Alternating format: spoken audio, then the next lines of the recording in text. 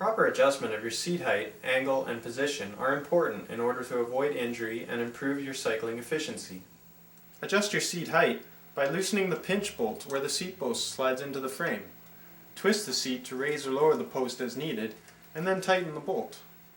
Now get on your bike and place the ball of your foot directly on top of the pedal spindle when the crank is at the bottom of the rotation.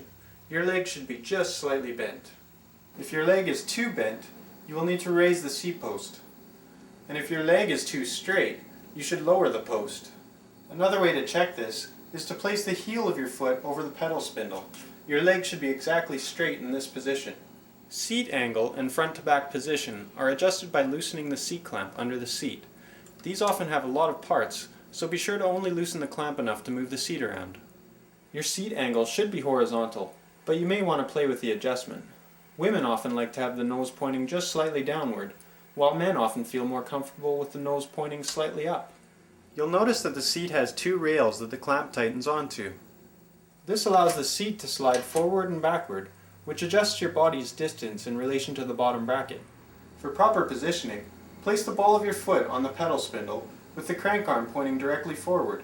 If your seat is in the correct position, your knee should be directly above the pedal spindle. Now tighten your seat bolts and go for a test ride. You may have to play with these adjustments several times before you find a seat position that is most comfortable.